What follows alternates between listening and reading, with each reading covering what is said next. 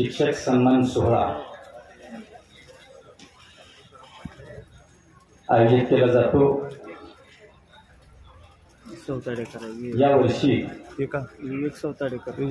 या शिक्षक सन्मान सोहळ्याचं औचित्य साधून महाराष्ट्रातील मान्यवर कवींचं कवी संमेलन आपल्या सर्वांसाठी आयोजित करण्यात आलं। या सोहळ्यासाठी उपस्थित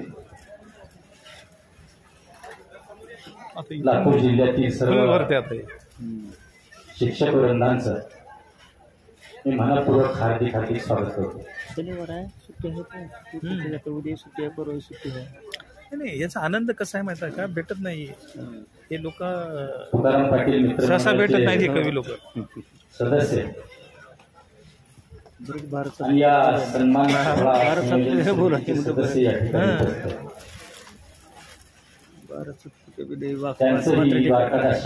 ठिकाणी चांगला लेखक आहे तुकाराम भैया पाटील यांच्या वतीनं मनपूर्वक हार्दिक स्वागत। हौशीला थोडं खाली आता मुख्याध्यापक संघटनेचे पदाधिकारी, आमचे मार्गदर्शक आदरणीय वसंतरावजी पाटील, आदरणीय साळुंके सर, आदरणीय मुंडे सर हेही या ठिकाणी उपस्थित आहेत। त्यांचंही आम्ही मनपूर्वक हार्दिक स्वागत करतो। आजचा हा सोहळा हा एक आगळा वेगळा सोहळा आहे। दरवर्षी आपण शिक्षक वृंदांचा सन्मान करतो। द्वारकादास श्यामकुमारच्या केवळ लातूरच्याच शाखेत नाही, कवी यांचं द्वारकादास श्यामकुमार आणि तुकाराम पाटील मित्रमंडळाच्या वतीनं आम्ही मनपूर्वक हार्दिक स्वागत करतो।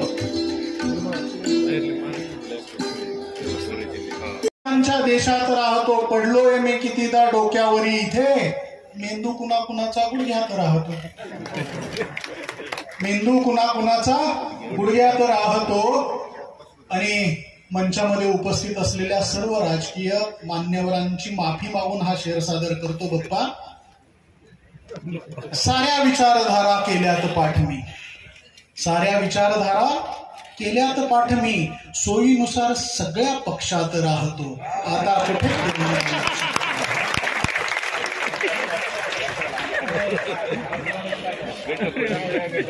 कवी कोण असतो,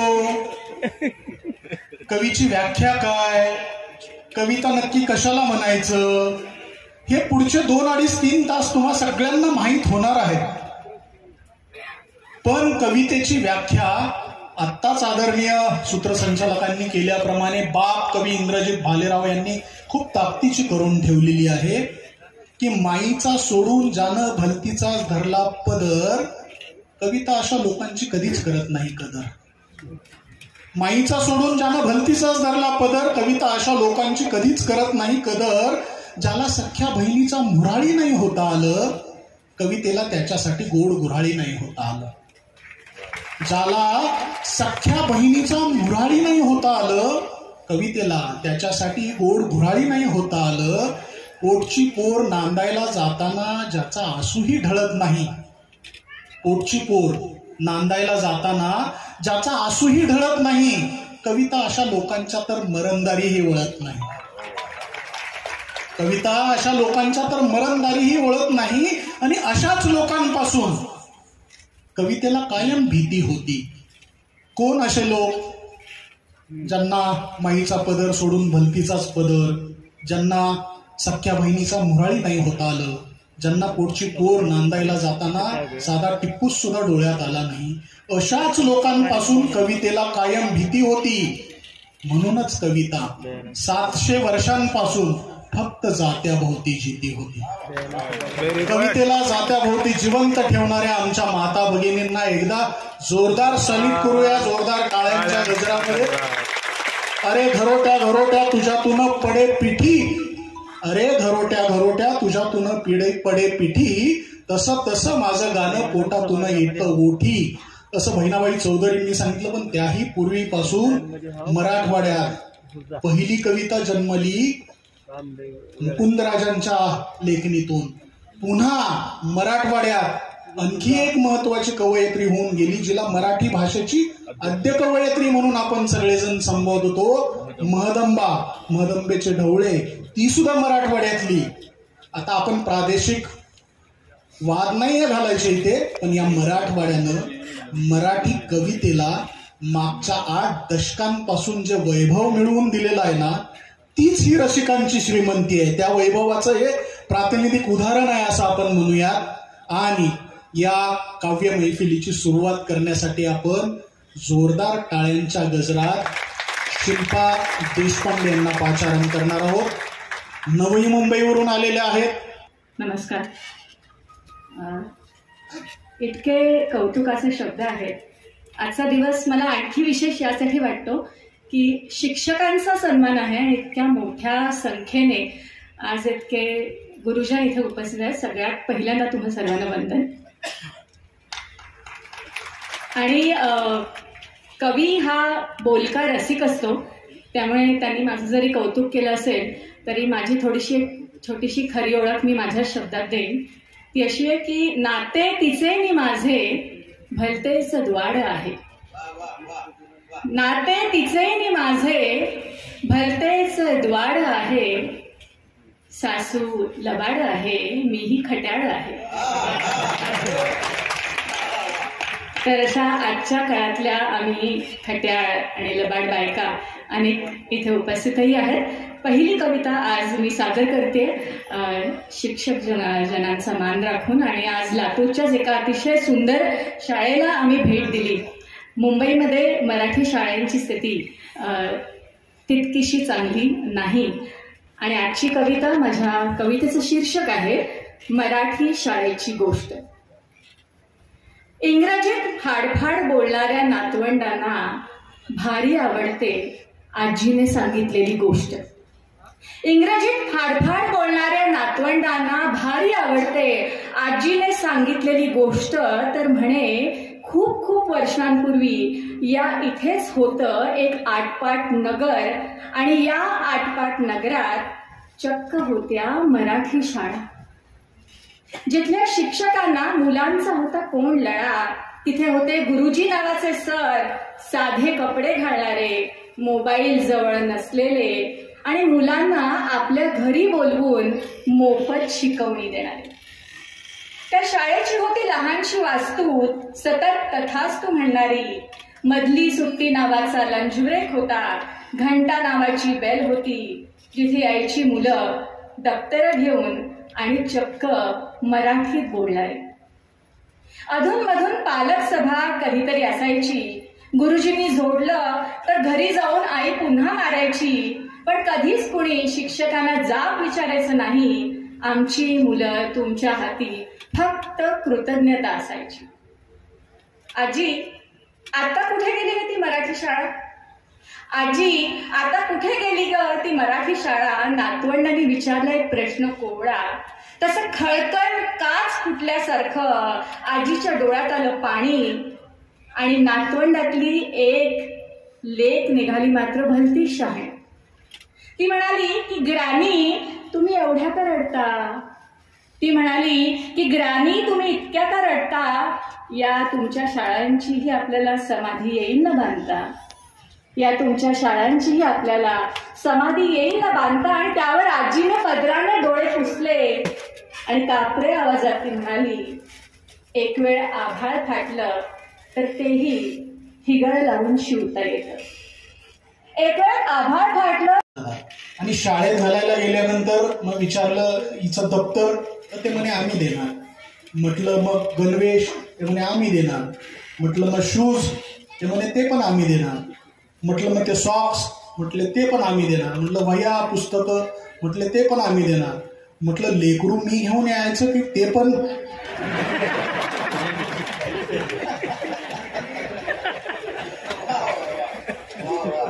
बघा, आपल्याला उभं करणाऱ्या शाळा मोडकळीस आल्या, पण आपल्याला उभं केलं त्याने.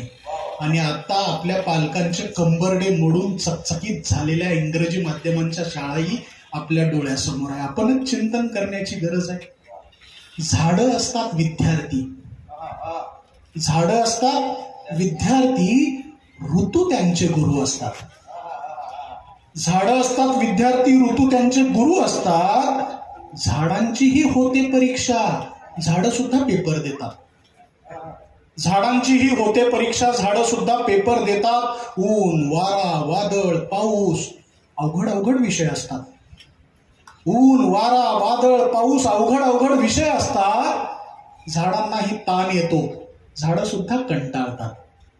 झाडांनाही ताण येतो, झाडं सुद्धा कंटाळतात. अशा वेळी झाडं मग पाखरांचं गाणं ऐकतात. अशा वेळी झाडं मग पाखरांचं गाणं ऐकतात. जगत राहणं यालाच झाडं मेरिटमध्ये येणं म्हणतात. जगत राहणं यालाच झाडं मेरिटमध्ये येणं म्हणतात. वादळ कितीही मोठं असो, झाडं जागा सोडत नाहीत. वादळ कितीही मोठं असो, झाडं जागा सोडत नाहीत. उन्मळून पडतात पण आत्महत्या करत नाही. उन्मळून पडतात पण आत्महत्या करत नाही. झाडं जागेवर आहेत हो, पण शिक्षकातला ऋतू हरवलाय का? किंवा शिक्षकांमधला ऋतू जागेवर असला तर झाडांच्या मुळांना बांधून त्यांचं बोनसाय करण्याचा आपण प्रयत्न करतोय का?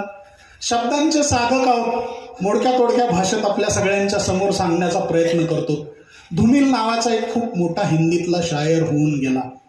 तो असं म्हणतो की एक आदमी है जो रोटी बेलता है, दूसरा आदमी है जो रोटी खाता है, एक तीसरा भी आदमी है जो ना रोटी बेलता है ना रोटी खाता है, वो सिर्फ रोटी से खेलता है. मैं पूछता हूं ये तीसरा आदमी कौन है? मैं पूछता हूं ये तीसरा आदमी कौन है? मेरे देश की संसद मौन है.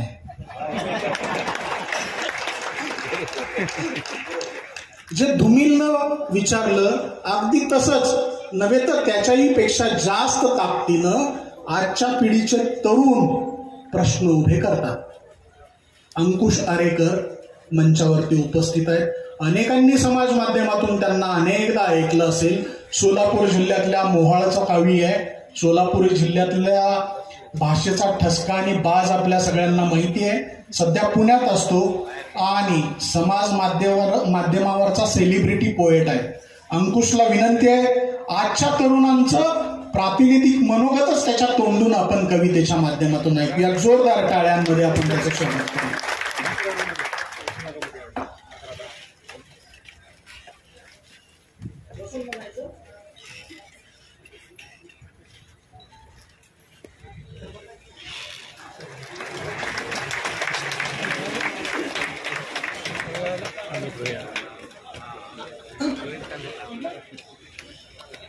लातूरची शान आणि मान असलेले सर्व आहेत.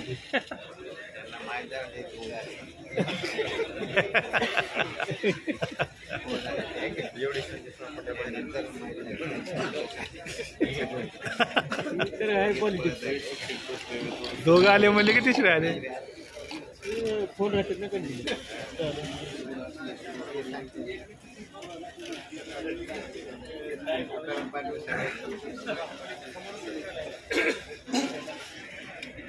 पाहिजे. कोणी म्हणतं कवितेचा उत्सव झाला पाहिजे, कोणी म्हणतं कवितेचा महोत्सव झाला पाहिजे. मी म्हणतो कवीचा अपमान झाला पाहिजे, पण त्याच्या कवितेचा सन्मान झाला पाहिजे. कोणी म्हणतं कविता आता खास झाली पाहिजे, कोणी म्हणतं कविता आता बास झाली पाहिजे. कोणी म्हणतं कविता खास झाली पाहिजे, कोणी म्हणतं कविता आता बास झाली पाहिजे. मी म्हणतो तुम्हा रसिकांची सुद्धा तलवार झाली पाहिजे. कवीच्या छातीवर पुढून वार झाला पाहिजे. काळजातून कवितेचा चित्कार आला पाहिजे आणि तेव्हा कवीचा सत्कार झाला पाहिजे. मी अंकुश आरेकर, जिल्हा सोलापूर, कविता सादर करतोय बोचलं म्हणून. कवितेचं शीर्षक आहे बोचलं म्हणून.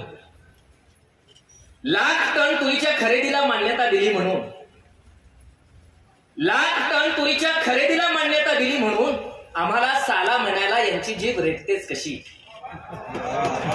अहो, लाख टन तुरीच्या खरेदीला मान्यता दिली म्हणून आम्हाला साला म्हणायला यांची दानवाची जीभ रेटतेच कशी, मला तुम्हाला विचारायचं आहे, अशा दानवांना माणसात राहण्याची संधी भेटतेच कशी? काळ्या ढेकळांचं रान काळ्या डांबरानं माखवलं, काळ्या ढेकळांचं रान काळ्या डांबरानं माखवलं, आम्ही आडोसा मागत होतो, स्वप्न लवासाचं दाखवलं. काळ्या ढेकळांचं रान काळ्या डांबरानं माखवलं, आम्ही आडोसा मागत होतो, स्वप्न लवासाचं दाखवलं. आज पोरी बसतात तिथं, काल पाखरं बसत होती. आज पोरी बसतात तिथं, काल पाखरं बसत होती, आणि पोरांच्या जागी सुद्धा गोफण फिरत होती. मित्रांनो, हे असंच होत राहणार. काळी माती झाकली ना की नाती उघडी पडत जाणार. मित्रांनो, हे असंच होत राहणार. काळी माती झाकली ना की नाती उघडी पडत जाणार. अहो, माणसांचं काय हो, माणसातलं जनावर अशानं फक्त मुकी पाखरं मरत राहणार, पण अशानं फक्त मुकी पाखरं मरत राहणार. सपक पांढऱ्या भातावरतीच झोपी जातो अर्धा भारत माझा. सपक पांढऱ्या भातावरतीच झोपी जातो अर्धा भारत माझा, आणि अळणी चटणीवरती भाकरी खातो इथला शेतकरी राजा. अहो, चहा नसतोच कपात आमच्या, अहो, चहा नसतोच कपात आमच्या, कोरडा पाव तो सुद्धा घामानं भिजून येतो हाती. अहो, चहा नसतोच कपात आमच्या, कोरडा पाव तो सुद्धा घामानं भिजून येतो हाती. मला विचारायचं आहे, फुगून फुगून होतेच कशी 56 इंच छाती? अहो, फुगून फुगून होतेच कशी 56 इंच छाती? अहो, तुमची 56 इंच काय, माझा बाप 112 इंच फुगवतो. अहो, तुमची 56 इंच काय, माझा बाप 112 इंच फुगवतो. करतो काय, तर इमानदारीनं जगतो आणि आम्हाला इमानदारी शिकवतो. इमानदारीनं जगतो आणि आम्हाला इमानदारी शिकवतो. बापाचं आर्थिक बजेट बिघडू नये म्हणून, माझ्या बापाचं आर्थिक बजेट बिघडू नये म्हणून संपत आलेल्या साबणाची चिपळी नव्या साबणाला चिटकावून वापरणारी आपली आईच किती असते साधी. अहो, बापाचं आर्थिक बजेट बिघडू नये म्हणून संपत आलेल्या साबणाची चिपळी नव्या साबणाला चिटकावून वापरणारी आपली आईच किती असते साधी. आणि मी चहा विकला असं सांगून लाखोंचा कोट घालतात मोदी. अहो, कुठला चहावाला सांगा, अहो, कुठला चहावाला सांगा, लाखोंचा कोट नेसतो का? अहो, कुठला चहावाला सांगा, लाखोंचा कोट नेसतो का? अहो, विकला असेल चहा म्हणून काय देश विकायचा असतो का? विकला असेल चहा म्हणून काय देश विकायचा असतो का? अहो, कुठला चहावाला सांगा, लाखोंचा कोट नेसतो का? अहो, कुठला चहावाला सांगा, लाखोंचा कोट नेसतो का? अहो, विकला असेल चहा म्हणून काय देश विकायचा असतो का? पंतप्रधान होण्यासाठी लहानपणी चहा विकल्याचं भांडवल केलं. पंतप्रधान होण्यासाठी तुम्ही तुमच्या लहानपणी चहा विकल्याचं भांडवल केलं. एकदा सांगा तरी मोदी, तुमच्या चहाच्या टपरीवर नेमकं कोण कोण चहा पिलं? एकदा सांगा तरी मोदी, तुमच्या चहाच्या टपरीवर नेमकं कोण कोण चहा पिलं? अहो, कोरडा दुष्काळ सुद्धा फोडतो बाप माझा पोलादी छाती मधल्या दमावर. अहो, कोरडा दुष्काळ सुद्धा फोडतो बाप माझा पोलादी छाती मधल्या दमावर. ह्या पावसावर कुणी बी करतो शेती, माझा बाप शेती करतो अंगामधल्या घामावर. माझा बाप शेती करतो अंगामधल्या घामावर. पोटच्या पोरावर हक्क सांगावा तसा हक्क सांगितला जातो टेबलाखालच्या लाचेवर. पोटच्या पोरावर हक्क सांगावा तसा हक्क सांगितला जातो टेबलाखालच्या लाचेवर. यांना कुठे माहित असतं तेवढ्यासाठी किती भेगा पडतात माझ्या बापाच्या टाचेवर. तेवढ्यासाठी किती भेगा पडतात माझ्या बापाच्या टाचेवर. एक्सप्रेस, मेट्रो, बुलेट ट्रेन हे सगळं बघून भारत विकसित होतोय असं वाटतं वरून. एक्सप्रेस, मेट्रो, बुलेट ट्रेन हे सगळं बघून भारत विकसित होतोय असं वाटतं वरून. पण हा एसीतला प्रवास फक्त श्रीमंतीचा होतो. गरिबी तशीच राहते माग जनरलचा डब्बा भरून. गरिबी तशीच राहते माग जनरलचा डब्बा भरून. आता जगभर प्रवास करा मोदी, आता जगभर प्रवास करा मोदी, पण रिकाम्या पोटाने झोपणाऱ्या अर्ध्या अधिक भारताचा झोप लागेपर्यंतचा अगतिकतेचा प्रवास तुम्हाला कधीतरी समजून घ्यावाच लागेल. आता जगभर प्रवास करा मोदी, पण रिकाम्या पोटाने झोपणाऱ्या अर्ध्या अधिक भारताचा झोप लागेपर्यंतचा अगतिकतेचा प्रवास तुम्हाला कधीतरी समजून घ्यावाच लागेल. पंतप्रधान पदाचा नाही देणार तुम्ही, पण माझ्या जवळ तुमच्या माणूसपणाचा राजीनामा द्यावाच लागेल. पण माझ्याजवळ तुमच्या माणूसपणाचा राजीनामा द्यावाच लागेल. रिकाम पोट आतून भुकेचे डंख मारायला लागतं. रिकाम पोट आतून भुकेचे डंख मारायला लागतं. तेव्हा काश्मीरच्या प्रश्नापेक्षा पोटाचा प्रश्नच आमच्यासाठी अधिक महत्वाचा असतो. रिकाम पोट आतून भुकेचे डंख मारायला लागतं. तेव्हा काश्मीरच्या प्रश्नापेक्षा पोटाचा प्रश्नच आमच्यासाठी अधिक महत्वाचा असतो. तूच सांग भारत माते, तूच सांग भारत माते, यात तुला कुठला राष्ट्रद्रोह दिसतो? तूच सांग भारत माते, यात तुला कुठला राष्ट्रद्रोह दिसतो? Very good. बढ़िया. कहने के हम नहीं है काईल. काईल म्हणजे 8 तासाची ड्युटी. सकाळी जाऊन अंगठा दाबायचा आणि ड्युटीवरून घरी जाताना अंगठा दाबायचा. आधुनिक अंधश्रद्धा है अंगठा. रगों में दौड़ते रहने के हम नहीं काईल. रक्त काय 8 तासाची ड्युटी करण्यासाठी नसांमधून वाहत नाही ना. रगों में दौड़ते रहने के हम नहीं काईल. आंख ही से न टपका वो लहू क्या है.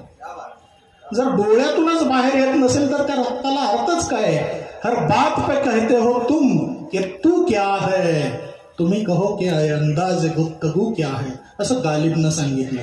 आणि आजच्या तरुण पिढीचा प्रतिनिधी असलेला अंकुश एक राजकीय भाष्य करतो. ते कोण्या एका पक्षाच्या विरोधातलं नाहीये.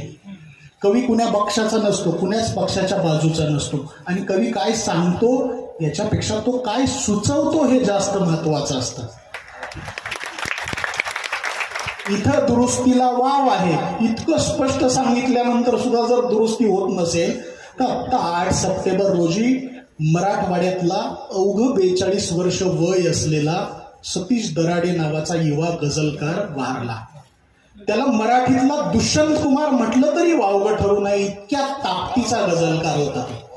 काय म्हणतो, या बंदुका पुरातन ही पिस्तुले सनातन. या बंदुका पुरातन, या बंदुका पुरातन ही पिस्तुले सनातन. गोळ्यांपुढे करावे कसले विचार मंथन. गोळ्यांपुढे करावे कसले विचार मंथन. तू गाय मारल्याचा तोंडास वास येतो. तू गाय मारल्याचा तोंडास वास येतो. सिंहा पतंजलीचे दातास चोळ मंजन. या बंदुका पुरातन ही पिस्तुले सनातन. कवी इतकं वेगळं दाखवण्याचा प्रयत्न करतो. हाच सतीश दराडे सांगतो की कधी विनेतुनी आलो, कधी टाळातुनी आलो, तुकोबाची व्यथा घेऊन तळागाळातुनी आलो. विठोबा संपली वारी निघू का रे घरी आता, तुला माहीत आहे मी मुलाबाळातुनी आलो. किंवा हाच सतीश दराडे सांगतो की शेती प्रधान देशा दे एवढेच उत्तर, एवढेच उत्तर. शेती प्रधान देशा दे एवढेच उत्तर, केव्हा भिजेल आमची डाळीत पूर्ण भाकर. शेती प्रधान देशा दे एवढेच उत्तर, केव्हा भिजेल आमची डाळीत पूर्ण भाकर. हर साल एक खोपा तू बांधतेस चिमणे, मी एक प्लॉट घ्याया आलो विकून वावर. गावाकडचं वावर विकून इथं 1000-1500 स्क्वेअर फूटचा प्लॉट घ्यायला आलेले आपण सगळेजण. आणि आपल्या सगळ्यांचं मनोगत कवी किती ताकदीनं मांडण्याचा प्रयत्न करतो. यानंतर मी आपल्या समोर पाचारण करतोय एबीपी माझा या टेलिव्हिजनमध्ये अँकर पत्रकार म्हणून कार्यरत असलेल्या यामिनी दळवी यांना. उत्कृष्ट गझलकार आहेत, उत्कृष्ट कवयित्री आहे, मुक्तछंद सुद्धा तेवढ्याच ताकदीचा लिहितात आणि उत्कृष्ट सादरीकरण सुद्धा आहे. मराठवाड्याची श्रीमंती टाळ्यांच्या गजरात आपण या मुंबईच्या लेकीला दाखवूया. मी यामिनी दळवी यांना विनंती करतो आपल्या रचना सांगितल्या.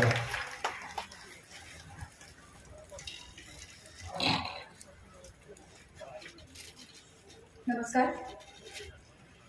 कवितेच्या निमित्ताने खूपदा मराठवाड्यामध्ये आले, त्यामुळे मराठवाड्यासाठीच्या 2 ओळी खूप आठवतात.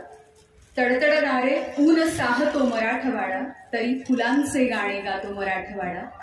त्यामुळे कितीही दुष्काळाच्या झळा जरी सोसलेल्या असल्या तरी सुद्धा प्रफुल्लित अशी सगळी मनं आणि सगळ्या प्रेक्षकांचा समूह इथे दिसतोय. खूप खूप आभार आम्हाला सगळ्यांना बोलवल्याबद्दल. कवितेचं शीर्षक आहे मजबुरी का नाम गांधी. हल्ली गांधी म्हटलं की आमची जाम गोची होते बाबू. हल्ली गांधी म्हटलं की आमची जाम गोची होते बाबू. नाही म्हणजे तुमचा चेहरा आहे हो लक्षात, नाही म्हणजे तुमचा चेहरा आहे हो लक्षात, पण डोळ्यांसमोर इतके गांधी झाले की त्यामधून तुम्हाला लक्षात ठेवणं जरा अवघड जात आहे. डोळ्यांसमोर इतके गांधी झाले की त्यामधून तुम्हाला लक्षात ठेवणं जरा अवघड जात आहे. बापू, तुमची अहिंसा वगैरे सगळं आउटडेटेड झालंय आता. बापू, तुमची अहिंसा वगैरे सगळं आउटडेटेड झालंय आता. गल्लीपासून दिल्लीपर्यंत आम्ही पेटवतो आहोत माणसांच्या होळ्या. गल्लीपासून दिल्लीपर्यंत आम्ही पेटवतो आहोत माणसांच्या होळ्या आणि जाळतो आहोत धर्माची लाकडं. ह्यालाच तर हल्ली देशभक्ती म्हणतात बापू. ह्यालाच तर हल्ली देशभक्ती म्हणतात बापू. बापू, तुमच्या वस्तूंचं आम्ही प्रचंड मार्केटिंग केलंय. बापू, तुमच्या वस्तूंचं आम्ही प्रचंड मार्केटिंग केलंय. स्वच्छ भारत अभियानाच्या फ्लेक्सवर तुमच्या चष्म्याचा फोटो छापण्यापासून, स्वच्छ भारत अभियानाच्या फ्लेक्सवर तुमच्या चष्म्याचा फोटो छापण्यापासून ते भारतामध्ये आलेल्या पाहुण्याला म्हणजे बराक ओबामांना, ते भारतामध्ये आलेल्या पाहुण्याला तुमच्या चरख्यावर बसून सूत कातायला लावेपर्यंत पाहिजे तसं आम्ही तुम्हाला आठवत असतो बापू. कसं आहे बापू, तुमचा काळ वेगळा, आमचा वेगळा. कसं आहे बापू, तुमचा काळ वेगळा, आताचा वेगळा. आधी कसं साधा सुधा पंचा नेसून उपोषणाला बसलेलं चालायचं. आधी कसं साधा सुधा पंचा नेसून उपोषणाला बसलेलं चालायचं. पण आता गांधी टोप्यांशिवाय उपोषणही होत नाही. पण आता गांधी टोप्यांशिवाय उपोषणही होत नाही. आणि शेवटी मजबुरी का नाम गांधी असं म्हणत आम्ही त्या सगळ्याकडे कानाडोळा करतो. बापू, आम्ही आमच्या सोयीनुसार तुमचं नाव वापरतोय म्हणा. बापू, आम्ही आमच्या सोयीनुसार तुमचं नाव वापरतोय म्हणा. म्हणजे कसं ब्रँडेड पण वाटतं आणि चिलखतासारखं सुरक्षितही. बापू, आम्ही आमच्या सोयीनुसार तुमचं नाव वापरतोय म्हणा. म्हणजे कसं ब्रँडेड पण वाटतं आणि चिलखतासारखं सुरक्षितही.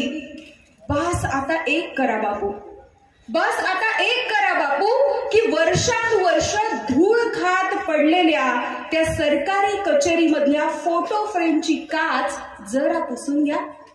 बस आता एक करा बापू, वर्षानुवर्ष धूळ खात अडकवलेल्या त्या सरकारी कचेरीमधल्या फोटो फ्रेमची दिल्लीतच नाही, गावोगावी घडली होती. आता तिरंग्याच्या सलामीलाच माणसं मिश्किलपणे हसतात. काही जण तर घरीच बायकोसोबत गप्पा मारत बसतात.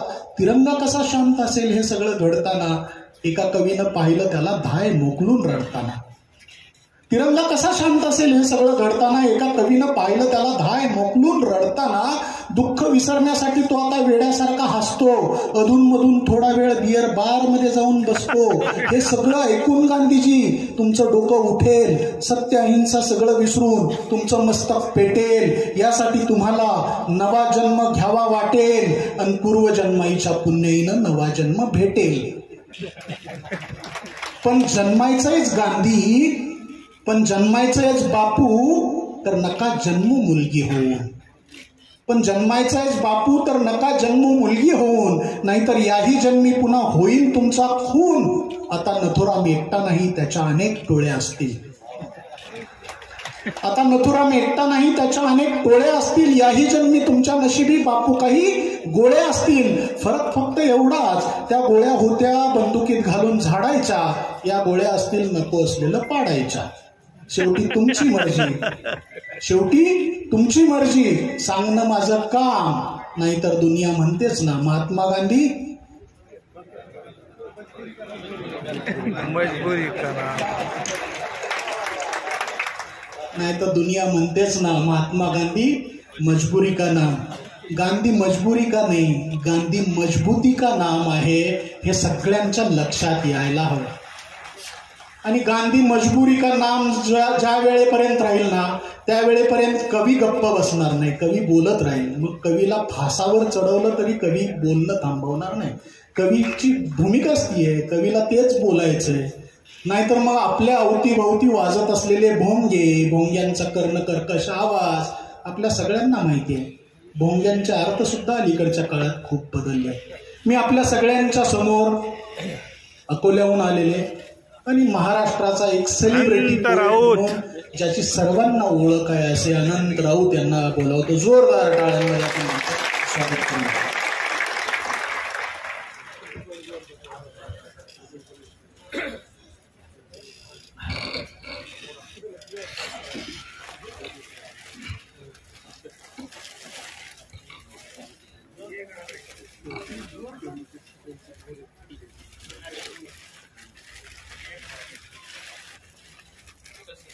शाहीचे पेनातून केवळ झरणे नाही, शाहीचे पेनातून केवळ झरणे नाही, खरडत बसणे म्हणजे कविता करणे नाही. शब्दांना रक्ताचे अमृत पाजत बसतो, शब्दांना रक्ताचे अमृत पाजत बसतो. माझे मरणे अटळ कविता मरणे नाही, खरडत बसणे म्हणजे कविता करणे नाही. इतकी वाव. शिक्षक लोक हे खतरनाक असतात. माझा सगळ्यात आवडता रसिक वर्ग शिक्षक आहे असं नाही. तरुण सुद्धा मला फार आवडतात, पण उगाच स्तुती केल्यानंतर प्रत्येकाला आनंद होतो, त्याच्यामुळे मला बोलणं गरजेचं आहे. पण खरंच सांगतो, मला फार अभिमान वाटला की एवढे सगळे 1,500-2,000 शिक्षक लोक आहेत आणि तुम्ही सगळे शिक्षक लोक, मला तुमचा अभिमान का आहे, कारण तुम्ही सगळे शिक्षक असून सुद्धा शिकवता.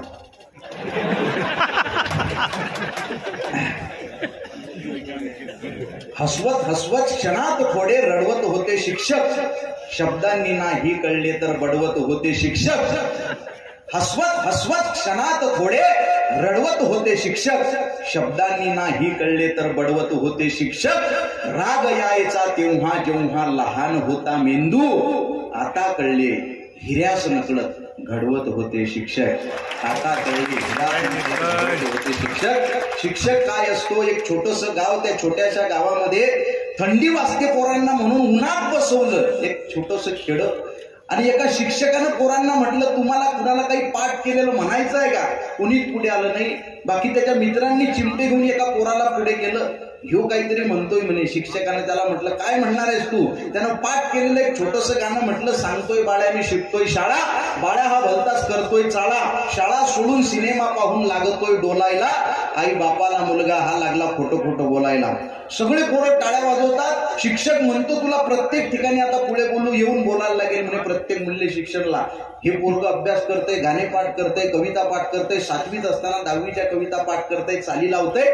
शिक्षक त्याच्या पाठीशी उभाच असतो, त्याचं कॉलेज संपतं. मग राज्यस्तरीय काव्य स्पर्धा, वक्तृत्व स्पर्धांमध्ये ते भाग घेतो. ते पोरग बऱ्याचशा स्पर्धांचं विजेतेपद मिळवतं. मग त्याला काही ठिकाणी बक्षीस वितरणासाठी अध्यक्षपदी बोलावतात. एक खेड्यातलं शेतकऱ्याचं पोरग, त्याच्या कविता एवढ्या व्हायरल होतात, समाजामध्ये प्रबोधन करायला लागतात, आणि अशा प्रबोधन करत करत एक दिवस त्याला लातूरमध्ये 1,500 शिक्षकांच्या पुढे उभं केलं जातं. तो विद्यार्थी दुसरा तिसरा कुणी नाही, मीच तो अनंत राऊत. विठ्ठल राऊत. आणि माझ्या त्या शिक्षकाचं नाव आहे प्रशांत देशमुख सर. त्या माणसानं खांद्यावर हात ठेवला म्हणून आज माझ्यासारखा विद्यार्थी तुमच्या समोर उभा आहे. याच्या पलीकडे मी शिक्षकांची काही महत्त्व सांगू शकत नाही. तुमच्या हाती उद्याचं भविष्य आहे. छोटीशी कविता मी सादर करणार आहे, कारण मला खऱ्या अर्थानं कवी संमेलन करून आता जवळपास 2-3 वर्ष झाले. कारण माझा एक मित्र आहे इथं आपल्या पब्लिकमध्ये बसलेला, मला फार अभिमान आहे, अविनाश भारती. ज्याचे 2-2 अडीच तासाचे कार्यक्रम असतात. आम्ही दोघे जण सोबत कार्यक्रम महाराष्ट्रभर करत असतो. तो आज श्रोता म्हणून आपल्यामध्ये बसलेला आहे. जोरदार टाळ्या एकदा माझ्या मित्रासाठी वाजवा. छोटीशी कविता मी तुमच्या समोर घेतो. हा इको जसा होता पहिल्यांदा तसाच ठेवा. साऊंडवाले, तुम्हाला लग्न झालं का तुमचं?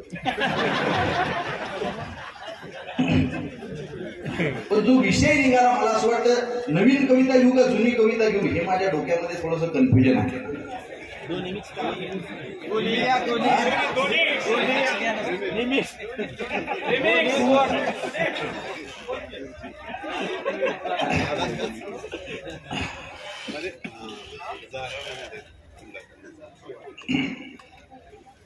आवाजलाय आम्हाला शिक्षक आहे तुम्ही. मी आता शिक्षकांची महती सांगितलेली आहे. भोंगा वाजताय. मला एवढा आनंद येते साहेब. मला वाटते सगळी इस्टेट याच्या नावावर करून टाका. पण मला 15 लाखाचं कर्ज आहे. हा जो विषय खऱ्या अर्थाने निघालेला आहे त्याच विषयाला पुढे नेतो. फार काही मनानं तिसरा काही त्याच्यातनं मार्ग काढत नाही. जी कविता महाराष्ट्रभर ट्रेंडिंगला गेली, सगळ्यांच्या मोबाईलमध्ये आहे, ती कविता लिहिणं गरजेचं आहे. जरी राजकारणातलं आपल्याला कळत असो नसो तरी सुद्धा राजकारणावर बोलणं हे कवीचं कर्तव्य आहे. कवीला कुठला धर्म नसतो, कुठला पक्ष नसतो.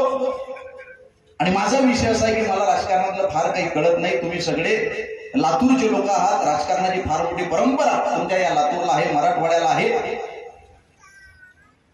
त्यामुळे तुम्हाला माझी कविता कळेल. ती खुर्ची कोणाला टाकली? खुर्चीची मला भीती वाटते. मला खरंच सांगतो साहेब, राजकारणातला काही अनुभव नाही. माझं फक्त आडनावच राऊत आहे.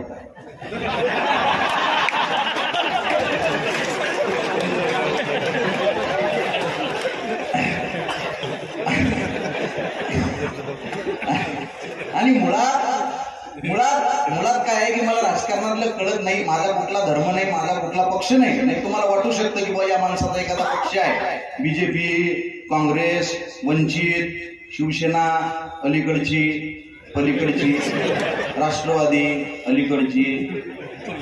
पहिले गावाची नावं होती खुर्द, बुजुर्ग.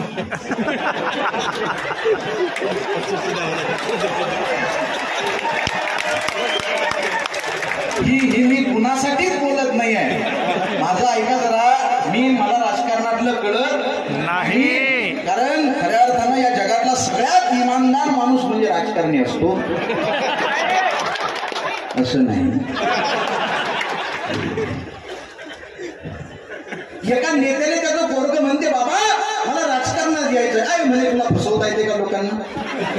रक्तात हरामखोरी नाही तोपर्यंत राजकारणात येता येणार नाही म्हणे. बाबा मी तुमचंच पोरगा नाही. रक्तात आली म्हणजे शांतपणा करू नको, तुला राजकारणात येता येणार नाही. म्हटलं मला राजकारण शिकायचं म्हणजे शिकायचं आहे. असं घसाल म्हणे तुला राजकारण शिकवतो. त्याला वावरात नेतो. म्हटलं या आंब्याच्या झाडावर चढ. ते चढतोय. आता म्हटलं वरनं उडी मार. पडल ना म्हणे मी, लागेल ना मला, काळजी करू नको म्हणे. मी खाली उभा राहतो तुला पकडतो. पकड सरला म्हणे बाबा अबे म्हणे विश्वास ठेव माझ्यावर, मी बाप आहोत. ते पोरगू वरनं उडी मारतय. यो पक्ष प्रमुख झाडाखाना बाजूला सरकतो. ते आदळतो ढुंगावर, रडता रडता म्हणतोय बाबा अविश्वासघात केला तुम्ही, मला पकडलं नाही. अबे म्हणे राजकारणातला हा पहिला राजकारणात स्वतःच्या बापावरही विश्वास ठेवायचा नाही. आणि हेही मी सगळं बोलतोय. आपल्या सभागृहाच्या बाहेर जी लोक आहेत त्यांच्यासाठी बोलतोय. आपल्या सभागृहामध्ये जे राजकीय लोक असतील तर ते सगळे समाजसेवक आहेत असं आपण गृहीत धरू. मला इथून सुखरूप घरी जायचं आहे. पण भूमीच्या देशापासून आम्ही का बोलतो, बोलणं गरजेचं आहे. या पृथ्वी तलावर आधी मानवाला लागलेला अत्यंत महत्वाचा शोध म्हणजे अग्नीचा शोध आहे दादा. अन्न शिजवण्यासाठी, शिजवून ते खाण्यासाठी दगडाला दगड घासला की ठिणग्या पडतात, आग लागते, वनवा पेटतो, जंगलच्या जंगल बेचिराग होतात. पण आज आमच्या समाजात या राजकारण्यांना आणि धर्मपंडितांना लागलेला अत्यंत महत्वाचा शोध म्हणजे जातीयतेचा शोध आहे, धर्मांततेचा शोध आहे. धर्माला धर्म घासला, जातीला जात घासली की ठिणग्या पडतात, आग लागते, वनवा पेटतो, मानवता जळून खाक होते. या मानवतेच्या पेटलेल्या अग्नीवर पाहिजे तशी त्याची पोळी भाजून घेण्यास तो राजकारणी मोकळा होतो. मग अलीकडे टोपी, पलीकडे टिळा, अलीकडे भगवा, पलीकडे निळा, यांच्या मध्ये दाबल्या जातो माणुसकीचा गळा. हा माणुसकीचा गळा दाबल्या जाऊ नये म्हणून सगळ्या शिक्षकांनी पुढे येऊन त्यांच्या विद्यार्थ्यांच्या काळजामध्ये तिरंगा फिरण्यास काळाची गरज आहे. भोंग आवाजलाय भोंगा वाजलाय. भोंग्याचा आवाज माहित आहे सगळ्यांना. यस. तुझी तुम्ही अपडेट आहे सगळे. भोंग्या मन से को बोला. मन से को बोला. कामधंदे आपणच काढायचे. कामधंदे सोडायचे आणि भोंगे काढायचे. पण स्टेटमेंट झालं. अलीकडचे पलीकडचे सगळे नेते त्याच्यावर बोलायला लागले. हे नेते सगळेच्या सगळे प्रसिद्धीनं आपापलेच असतात असं नाही. वाक्य पूर्ण करू देत जमा. काही काही लोक चांगले असतात. मी कुठल्या पक्षाचा नाही, पहिल्यांदाच सांगतो. माझा कुठलाही पक्ष नाही. माझं मानणं हे आहे की सगळेच्या सगळे पक्ष हे बोगसच असतात असंही नाही. काही काही लोक चांगले असतात. पण शेवटचा मुद्दा फक्त सांगणं गरजेचं आहे. म्हणून आमच्या गावात या राजकीय लोकांची मानसिकता काय असते. सरपंच पदासाठी उभा राहतो एखादा झेंडूबाम आणि त्याच्या गाडीवर भोंग्यात गाणं असते. तुमच्या राजाला साथ यो राजा 90 मारणार. अहो, नेता म्हणजे रयतेचा सेवक असतो. एवढं जर त्याला कळत नसेल, राज्य करणारा नेता नसतो, मार्ग दाखवणारा नेता असतो. ज्याचा एक पाय समाजामध्ये आहे, दुसरा प्रगतीच्या दिशेनं वाटचाल करतोय असा नेता असतो. राजा फक्त एकच, छत्रपती शिवाजी महाराज. बाकी सगळी प्रजा तुमच्या राजाला साथ द्या, दारू प्याला 50 द्या. भोंगा वाजलाय, भोंगा वाजलाय, भोंगा वाजलाय, वाजलाय वाजलाय. नेता गाजलाय, नेता गाजलाय, नेता गाजल. तुम्ही वाढवा ना, तुम्ही कमी करूच नका ते.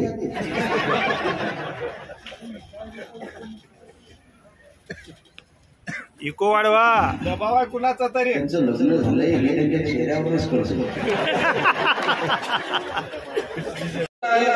नेता गाजलाय, गाजलाय, गाजलाय. भोंगा वाजलाय, भोंगा वाजलाय, भोंगा वाजलाय, वाजलाय, वाजलाय. डोका पाण्याने सोडू नका म्हणा. जय जय जय श्रीराम, जय श्रीराम. थांब रे. काय झालं? काय करतो सुशिक्षित बेरोजगार बाप? काय करतो तो अधिकारी? घरी जायचं. काल मारतो आपली गोळी आहे धर्म म्हणजे. त्यांना नशा होती. काल नादी लागला. आता कविता लिहिली आहे, जिथं लिहिली तिथपर्यंत तुमच्या पोचली पाहिजे एवढीच फक्त आशा व्यक्त करतो. पोटा पाण्याची सोडू नका म्हणा. जय जय जय श्रीराम. घरी शिरेला उपवास, माय बापाले वनवास. घरची अयोध्या जळताना, घरची अयोध्या जळताना प्रश्न रामाला पडलाय. भोंगा वाजलाय, भोंगा वाजलाय, भोंगा वाजलाय, वाजलाय, वाजलाय. नेता गाजलाय, नेता गाजलाय, नेता गाजलाय, गाजलाय, गाजलाय. नेक तू बंदा अल्लाचा, कर जिहाद मानवतेचा. कोणता एक धर्म चुकीचा आहे का? एका धर्मावर टीका करणं पाखंड आहे. त्या काळात कबीरांनी सांगितलं, पाथर पूजे हरी मिले तो मैं पूजू पहाड़. घर की जाके कोई ना पूजे, जाके पीस खाए संसार. दगड पुजल्यानं देव भेटला असता तर मी पहाड पुजला असता हे सांगणारे कबीर फक्त हिंदू धर्मावर लिहितात का? भोंग्यात त्या काळात लिहून गेले कबीर. काकर पाथर जोरी के मस्जिद लई बनाए, काकर पाथर जोरी के मस्जिद लई बनाए. ताचड़ मुल्ला बांग दे क्या बहरा हुआ खुदाय. अल्लाह बहिरा झाला का? मी बोललो हे कबीर त्या काळात बोलले म्हणून सगळेच धर्म चुकीचे आहेत. प्रत्येक धर्मात काहीतरी घेण्यासारखं आहे. मुसलमान या शब्दाचा अर्थ आहे मुसल जसे इमान. ज्याचा इमान जिवंत आहे तो मुसलमान. सलाम वालेकुम. वालेकुम अस्सलाम व रहमतुल्लाहि व बरकातुहू. ईश्वर सगळ्यांचं कल्याण करो हे सांगणारा धर्म कधी आतंकवाद निर्माण करू शकत नाही. फक्त दुर्दैव हे आहे की दंगल करणारे ग्रंथ वाचत नाही आणि ज्यांनी त्यांचे धर्मग्रंथ वाचण्याचे कधी दंगल करत नाहीये ते वास्तव समाजाला समजत नाहीये. नेक तू बंदा अल्लाचा, कर जिहाद मानव मानवतेचा गुरु सजलेल्या चाली तू जपतो लोकशाहीच्या डोळ्यात खुपतो गुरु सजलेल्या चाली तू जपतो लोकशाहीच्या डोळ्यात खुपतो बाहेरून विषाचा पेला बाहेरून विषाचा पेला कट्टर पंथीयांनी तुला पाजलाय भोंगा वाजलाय भोंगा वाजलाय भोंगा वाजलाय वाजलाय वाजलाय नेता गाजलाय नेता गाजलाय नेता गाजलाय गाजलाय गाजलाय आम्ही भीमाची लेकर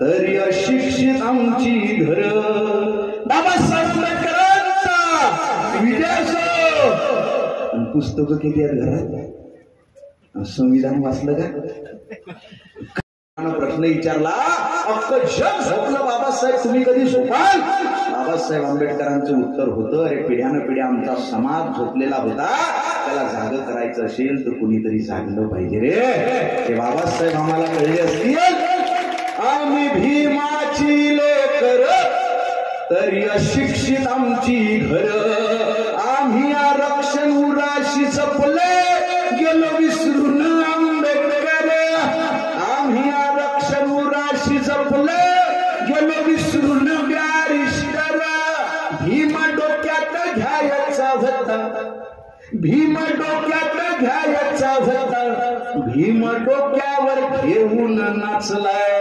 भोंगा वाजलाय भोंगा वाजलाय भोंगा वाजलाय वाजलाय वाजलाय नेता गाजलाय नेता गाजलाय नेता गाजलाय गाजलाय गाजलाय नेता रयतेचा नाही रकुणी सगळे एकाच माळी जेवणी हे पक्ष म्हणून माझं याची विचार माझे झेंडूबा माहित आपला कुणी नाही या पक्षात याची पोरगी त्याला दिलेली आहे त्या पक्षात त्याचा तो जावई आहे एकमेकाचे नातेवाईक संध्याकाळी एकाच स्टेजला बसतात जेवायला सगळेच येतात. एक कार्यक्रम झाला माझा आमदारांनी कार्यक्रम घेतला चहा घ्यायला आम्ही बसलो कार्यकर्ते आहेत का आपल्याकडे काही पक्षाचे कुठल्या नाही कार्यकर्ता हा जगातला सगळ्यात निर्मळ प्राणी असतो त्याला वाटतं की अख्खा पक्ष माझ्याच खांद्यावर आहे पण त्याचा नेता दुसऱ्या दिवशी कळतो कुठल्या पक्षात आहे मी ज्याला निवडून देतो तो कधीच एका पक्षात राहत नाही. एका बाईनं तो उखाणा दिला या आजच्या सगळ्या प्रसंगावर हे म्हणे फक्त माझे पती नाही हे माझ्या काळजाचे ठोके आहे ठोके म्हटलेले नाही हे म्हणे फक्त माझे पती नाही हे माझ्या काळजाचे ठोके आहे पण मी त्याला शोधते ज्याची या चळवळी मागे ठोके आहे मी त्याला शोधते ज्याची या चळवळी मागे ठोके आहे आणि साहेबांचं नाव घेते काय झाडी काय डोंगर बाकी त्या आमदारांना चहा मला एक जण पोरगा मला ओळख दिली करून बेबीच्या डेटापासून सांगणं गरजेचं आहे तो चहा घेऊन मला त्याची ओळख दिली मला त्या नेत्यानं करून अनंता भाऊ तालुक्यातल्या सगळ्या तरुणांची जबाबदारी याच्या खांद्यावर आहे म्हणे वाघ आहे आमचा वाघ वाघ चहा घेऊन आलो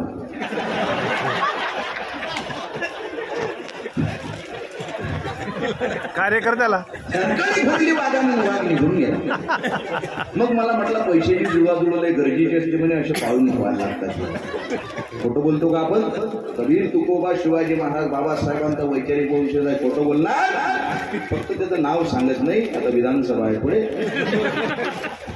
नाही तर मग त्यांचं विधानसभेत अवघड आहे किंवा त्याला मी कुठं दिसलो तर माझं अवघड आहे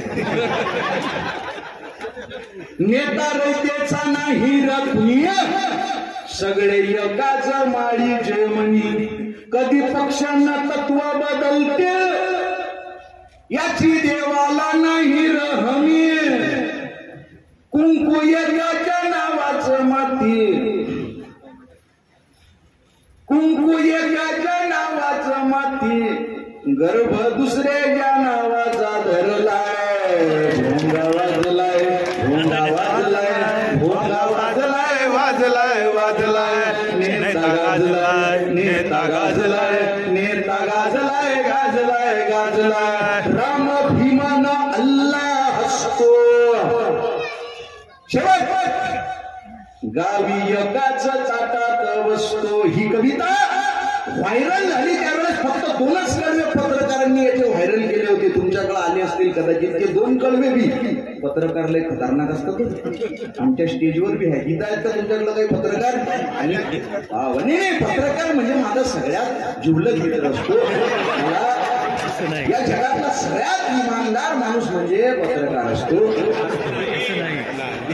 मी काही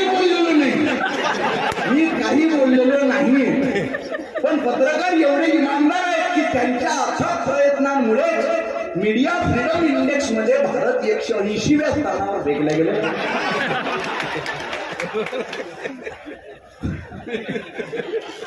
लोकशाहीचा धार निखरा पत्रकार निर्भीडपणे आता उभ्या जगास सांगर. सत्य मांडर गड्या तू सत्य मांडर. पत्रकाराला कोणापुढे माहीत धरला. मला म्हटलं पुस्तक प्रकाशन करून दादा मी आलो. बरोबर आहे का? बाहेर उभा राहिलो त्यानं माहीत धरला. देऊ पत्रकार खतरनाक का असतात. मला म्हटलं समाजात असंतोष पसरलेला आहे. कवी लोक का बोलत नाही. मी बोललो 10 मिनिटं बोललो. त्यानं रेकॉर्ड करून ठेवलं. 7 दिवस दाखवलंय. 8व्या दिवशी गणेश कला केदार रंगमंचले एक भाषण चालू झालं. 11:15 वाजता दिली मी कविता चालू करून. कवी लोक राजकारण्यांना बोलायला लागले. महाराष्ट्रातनं मला फोन अनंत भाऊ पुण्यात आहे का? अरे मग मी अकोल्याला घरी झोपलेला आहे. टीव्ही लावली. टीव्ही लावली सगळे चॅनलने भुंग्याचा वाद पेटलेला आहे. कवी लोक साहित्यिक लोक राजकारण्यांना आणि एडिटिंग एवढं खतरनाक केलं होतं त्यानं. गार्डन मध्ये इंटरव्ह्यू घेतला आणि एडिटिंग मध्ये माग गाड्या बिड्या असं वाटत होतं स्वारगेटच्या मेन चौकात उभावणे. ते सगळं बघितलं. म्हटलं लोकशाहीचा खरा चौथा आधारस्तंभ म्हणजे पत्रकार असता. असं नाही.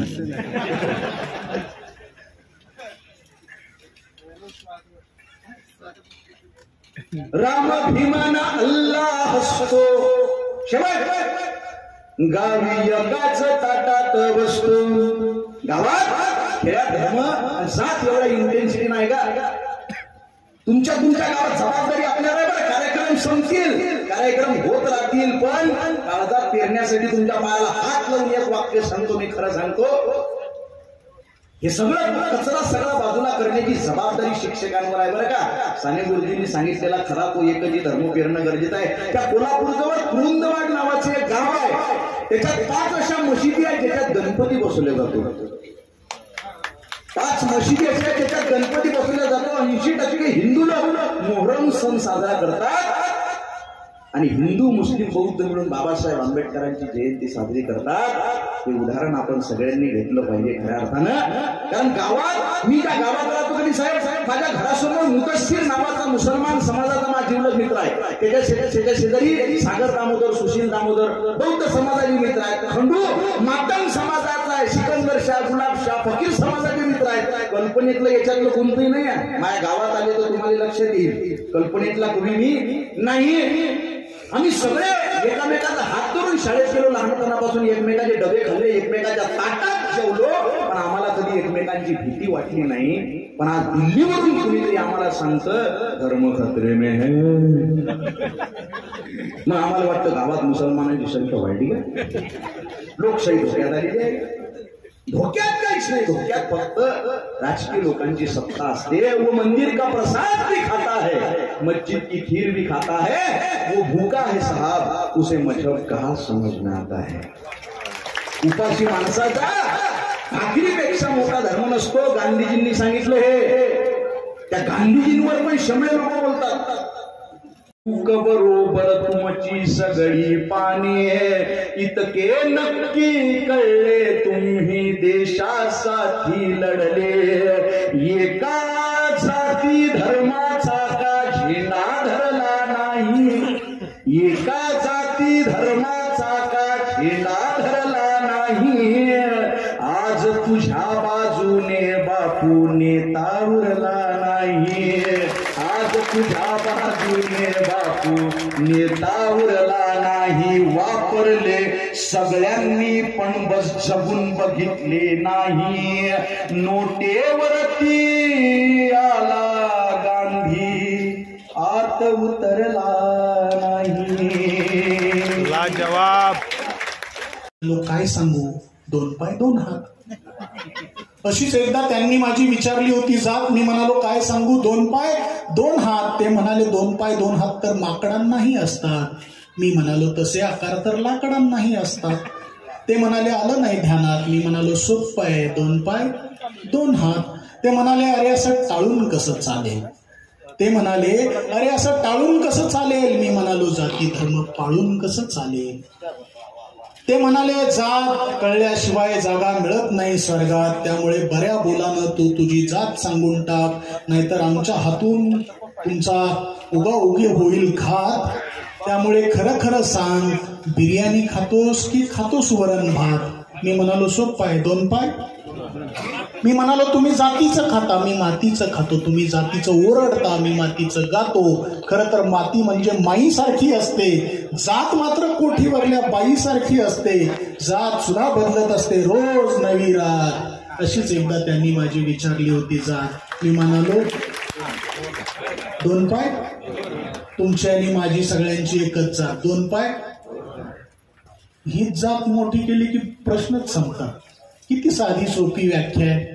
अपघातानं मिळालेली जातीची ओळख ते लोक मिरवतात ज्यांना स्वतःच्या कर्तृत्वाची ओळख निर्माण करता येत नाही. आणि कर्तृत्वाची ओळख मोठी झाली की अपघातानं मिळालेली जातीची ओळख आपोआप गळून पडते.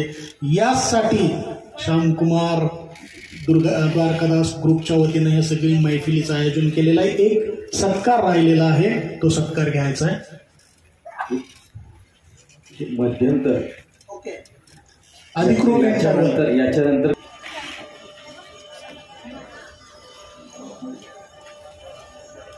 मान्यवरांच्या शुभ हस्ते या ठिकाणी दीपप्रज्वलन होत आहे. मित्र हे काव्य संमेलन आहे. कवी इलाही जमादारांनी मराठी साहित्याचा मराठी काव्याचा आणि हिंदी काव्याचा एक मेळ घालण्याचा प्रयत्न केला आहे. दीपप्रज्वलनाच्या अनुषंगाने ते असं म्हणतात की हे अंधी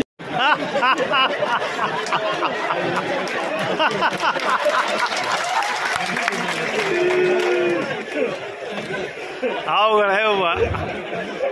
माझे स्नेही मराठवाडा शिक्षण मतदारसंघाचे लोकप्रिय आमदार आदरणीय विक्रम काळेजी, दुसरे नेते आदरणीय बाबासाहेब पाटीलजी, लातूरच्या जिल्हाधिकारी श्रीमती वर्षा ठाकूरजी या आपल्यामध्ये उपस्थित होत्या. त्यांनी आपल्याला शुभेच्छा दिल्या आणि गणरायाच्या महाआरतीसाठी संयोजकांची अनुमती घेऊन त्यापुढे त्या कार्यक्रमासाठी गेलेल्या आहेत.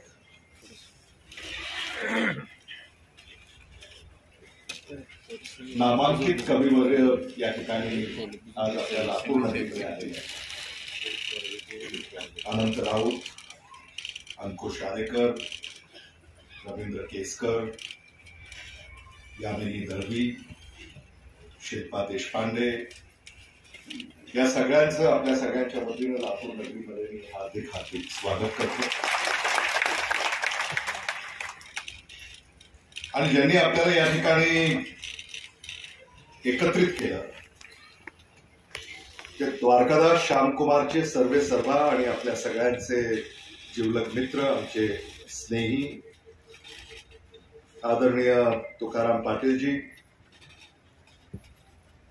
मोठेगावकर सर, धर्मराज हल्लाळेजी, राम बोरगावकर, बाबूराव जाधव, श्री सगरे, डॉक्टर भातांब्रे, सोनू डगवाले व इतर सगळ्यांचीच नावं घेता येतील. पण आपल्याला कवी संमेलन सोहळ्याचा आस्वाद घ्यायचा आहे. त्यामुळे तुकाराम पाटील मित्रपरिवार आणि लातूर येथील सारे गुरुजन, शिक्षक शिक्षिका, बंधू भगिनी, पत्रकार आणि तरुण मित्रांनो, द्वारकादास श्यामकुमार यांचे मी मनापासून आभार व्यक्त करतो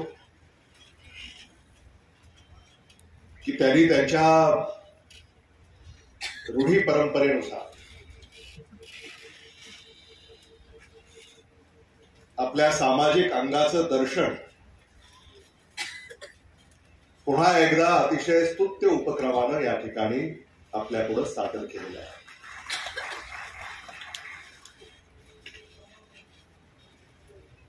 तुकाराम पाटलांचं आणि त्यांच्या सहकार्यांचं जेवढं कौतुक करावं तेवढं कमी. मी गेले अनेक वर्षापासून त्यांना पाहतोय.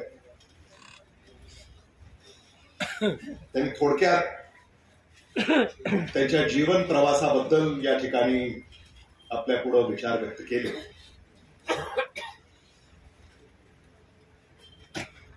आणि समाजाचं आपण काहीतरी देणं लागतो हा विचार बाळगून ते सातत्यानं निरनिराळे उपक्रम हाती घेत असतात. आणि आजचाही हा सोहळा अतिशय दृष्ट लागण्यासारखा आहे. मी तर त्यांना असं म्हणालो होतो की कवी संमेलन आहे, तुम्ही व्यासपीठावर सुद्धा आम्हाला बोलवू नका असं मी सांगितलं होतं. कारण या कवी संमेलनाचा सुद्धा आस्वाद